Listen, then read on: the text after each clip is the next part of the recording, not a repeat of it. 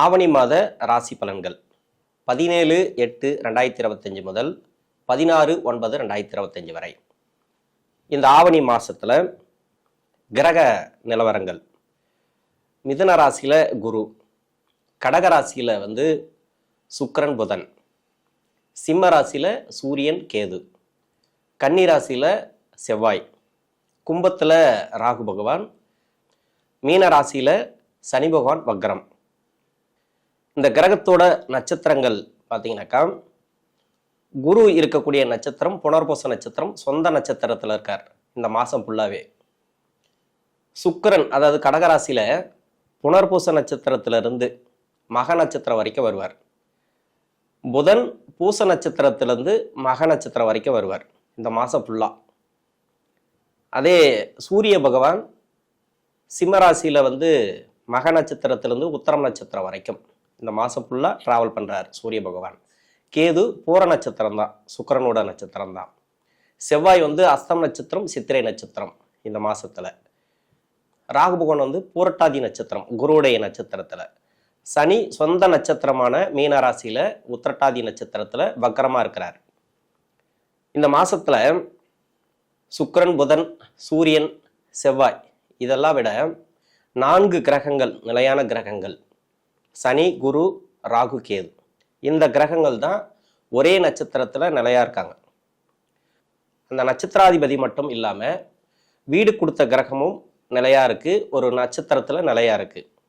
இப்போ ராகு பார்த்தீங்கன்னாக்கா அது ஆல்ரெடி வக்ர கிரகம், பூரட்டாதி நட்சத்திரத்தில் இருந்தாலும் சனியோட வீட்டில் வீடு கொடுத்த கிரகம் சனி பகவான், அவருக்கு 2ஆம் இடத்துல வக்ரமாக இருக்கிறார்.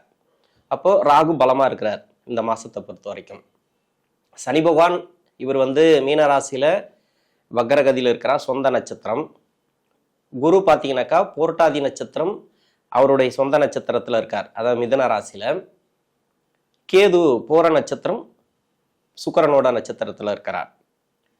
உங்களுடைய ராசிக்கு இந்த மாதத்தில் என்ன பலன்கள் அப்படிங்கிறத பார்ப்போம். ரிஷபராசி. இந்த ரிஷபராசியில் 3 நட்சத்திரங்கள், கார்த்திகை நட்சத்திரம், ரோகிணி நட்சத்திரம், மிருகசீரிட நட்சத்திரம். இந்த 3 நட்சத்திரக்காரர்களுக்கும் உங்களுக்கு கிரக அமைப்புகளை பொறுத்த வரைக்கும் இந்த மாதத்தில், ஆவணி மாதத்தில் சிறப்பான யோகம் தரக்கூடிய மாதமாக தான் அமையும். ஏன்னா 2ஆம் இடத்துல குரு, பொருளாதாரத்தை தரக்கூடிய கிரகம் சிறப்பாக இருக்கார். அதாவது குருனாவே பணத்தை கொடுக்கும் அப்படின்னு சொல்லலாம். நல்ல ஒரு பொருளாதார வளர்ச்சி இந்த காலகட்டங்களில் உண்டு. குரு 2ஆம் இடத்துல. அதே 3ஆம் இடத்துல சுக்கிரன், புதன். இப்போ 3ஆம் இடம் அப்படின்னாக்கா சுக்கிரன் இருக்கிறாரு, முயற்சி ஸ்தானத்தில் சுக்கிரன் இருக்கிறாரு.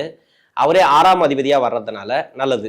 இப்போ நோய் நொடி பிரச்சனைகள், கடன் பிரச்சனைகள், இது மாதிரி நிறைய பிரச்சனைகள் இருக்கு இல்லையா, அந்த பிரச்சனைகள் தீரும். கடன் ஏதாவது கேட்டு இருந்தீங்கன்னாக்கா, கடன் உதவி, பண உதவி, ஒரு ப்ராப்பர்ட்டி வச்சு பணம் கேட்கறது, இது மாதிரி என்ன மாதிரியான முயற்சிகள் இருந்தாலும் சரி, அந்த முயற்சிகளுக்கு வெற்றி வாய்ப்பு. இப்போ வேலை ரீதியாக ஒரு ப்ரொமோஷனுக்காக எதிர்பார்த்துட்டு இருக்கீங்க, அந்த ப்ரொமோஷன்லாம் கிடைக்கும் உங்களுக்கு. ஏன்னா வேலைக்கு உண்டான கிரகம் இந்த ராசிக்கு 4ஆம் அதிபதினு சொல்லக்கூடிய சூரியன் ஆட்சி வீட்டில். இந்த மாதத்தில் வேலை ரீதியாக ப்ரொமோஷன் எதிர்பார்த்திருந்தாலும் சரி, இடமாற்றங்களை எதிர்பார்த்திருந்தாலும் சரி, புதுசாக வேலை தேடக்கூடிய நபர்களுக்கும் வேலை வாய்ப்பு, நல்ல ஒரு முன்னேற்றங்கள் உண்டு. படிப்பு ரீதியாக, அதாவது படிக்கக்கூடிய காலகட்டங்களில் இருக்கக்கூடிய நபர்களுக்கும் நல்ல ஒரு முன்னேற்றங்களை கொடுக்கக்கூடிய காலமாக இருக்கும். நிறைய முயற்சி பண்ணீங்கன்னாக்கா இந்த டைமில், இந்த ஆவணி மாதத்தை பொறுத்த வரைக்கும் உங்களுக்கு படிப்பில் எந்தவித பாதிப்பும் கிடையாது. அதாவது இது வரைக்கும் இருந்து வந்த மன அழுத்தங்கள், படிப்பு ரீதியாக இருந்து வந்த தொந்தரவுகள், இது எல்லாமே விலகும். ஒரு சில பேருக்கு லவ் சம்மந்தப்பட்ட நபர்களுக்கு அது பிரச்சனைகளை கொடுக்கும். மன அழுத்த ரீதியாக 11ஆம் இடத்துல சனி பகவான் வக்ரமாக இருக்கிறது நிறைய மனக்குழப்பங்களை கொடுத்துட்டே இருக்கும். எதுலையா இருந்தாலும் சரி, நீங்கள் எதை நோக்கி போகிறீங்களோ அதில் மனக்குழப்பங்கள் அதிகமாக இருக்கும். அது வேலை தேடி போனால் கூட சரி, அந்த வேலை வாய்ப்புகள் உங்களுக்கு வெற்றி வாய்ப்புகளை கொடுக்கும். 4ஆம் இடத்துல சூரியன் ஆட்சி வீட்டில் இருக்கிறார். கேதுவை நெருங்க நெருங்க கொஞ்சம் மனப்பதட்டத்தை கொடுத்துட்டே இருக்கும். அதாவது மாசத்தோட சென்ட்ரு பகுதியில் மட்டும்தான். மற்றபடி ப்ராப்பர்ட்டி ரீதியாக ஒரு சில யோகங்கள் கொடுக்கும். வருமானத்தையும் ஒரு சில பேருக்கு கொடுத்துரும்.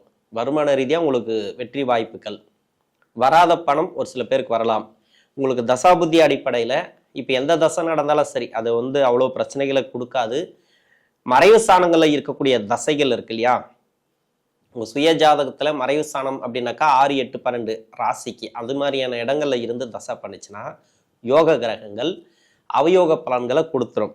அது மாதிரி இருந்தால் மட்டும் ஒரு சில பேருக்கு கஷ்டங்களை கொடுக்குமே தவிர, மற்றபடி பார்த்தீங்கன்னாக்கா இந்த ரிஷபராசியில் இருக்கக்கூடிய 3 நட்சத்திரக்காரர்களுக்கும் வேலை வாய்ப்பு, அதாவது படிப்பு சம்மந்தப்பட்டவர்களுக்கும் மேல் படிப்பு, உயர் படிப்பு, இது எல்லாமே கிட்டத்தட்ட ஒரு 20-25 வயசு வரைக்கும், இல்லை 30 வயசு வரைக்கும் கூட வச்சுக்கலாம். இவங்களுக்கு எல்லாமே கிரக நகர்வுகளை பொறுத்த வரைக்கும் நல்லா இருக்கு. அதனால உங்களுக்கு வெற்றி வாய்ப்புகள் உண்டு. வேலைக்காக எதிர்பார்க்கக்கூடிய நபர்களுக்கும் உயர் படிப்பு, இல்லை வேலை பார்த்துன்னே படிக்கிறது, இது மாதிரி என்ன மாதிரியான முயற்சிகள் இருந்தாலும் அந்த முயற்சிகளுக்கு உங்களுக்கு வெற்றி வாய்ப்புகள் உண்டு. செவ்வாய் ராசிக்கு 7ஆம் அதிபதினு சொல்லக்கூடியவர், விரையாதிபதி, 5ஆம் இடத்துல. குழந்தைகள் ரீதியா நிறைய செலவுகள் உண்டு. வீட்டில் ஏதோ ஒரு செலவுகளை கொடுத்துனே இருக்கும்.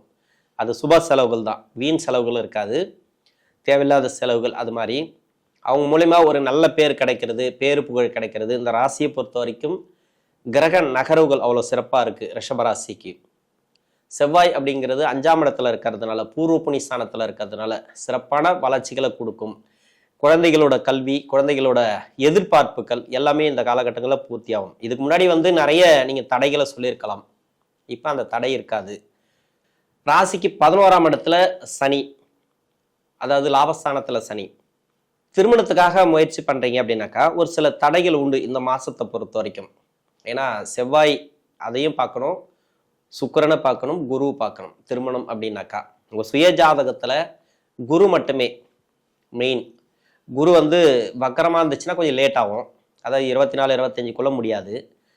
வக்கரமா இல்லை அப்படின்னாக்கா 24-25-26க்குள்ள இருக்கக்கூடிய நபர்களுக்கு திருமணம் நடந்துடும்.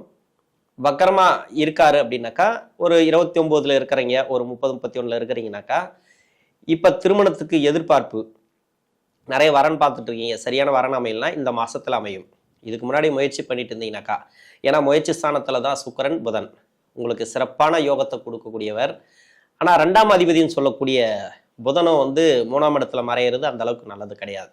3ஆம் இடத்துல மறையிறது அப்படின்னாக்கா, 3ஆம் இடம் அப்படிங்கிறது ஒரு 50% மறைவு ஸ்தானம் தான். அந்த இடத்துல இருக்கும்போது திருமண ரீதியா ஒரு சில பேருக்கு தசாபுத்தி சரியில்லைனா மட்டுமே தடையை கொடுக்கும். உங்களுக்கு தசாபுத்தி நல்லா இருக்கு அப்படின்னாக்கா உங்களுக்கே தெரியும், உங்களுக்கு மனசளவுல இருக்கக்கூடிய மாற்றங்கள் உங்களுக்கு தெரிய ஆரம்பிக்கும். ஆவணி பிறந்தா உங்களுக்கு ஒரு நல்ல ஒரு செய்தி வரும். ஆவணி மாசத்தை பொறுத்த வரைக்கும் மனசு ரீதியா ஒரு சில பேருக்கு லவ் சக்சஸ் ஆகிறதுக்கான வாய்ப்பு, லவ் மேரேஜ் நடக்கிறதுக்கான வாய்ப்பு. அது மாதிரி வேலை வாய்ப்புல நல்ல ஒரு ஏற்றங்கள் உண்டு. ராசிக்கு 4ஆம் இடத்துல சூரியன் ஆட்சி வீடு, கேது இருக்கிறார் கூட.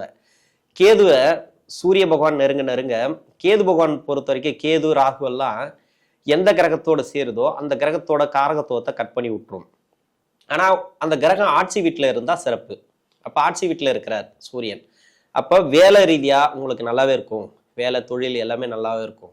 வேலை செய்யக்கூடிய நபர்கள் பெண்களா இருந்தாலும் சரி, ஆண்களா இருந்தாலும் சரி, ஒரு ப்ரொமோஷன் எதிர்பார்க்குறீங்க, அந்த ப்ரொமோஷன் கிடைக்கும். வேலை வாய்ப்புல நல்ல ஒரு மாற்றம், இது வரைக்கும் இடமாற்றங்கள் அதெல்லாம் ஏதோ ஒரு வெற்றி வாய்ப்புகள் இந்த மாசத்துல உண்டு.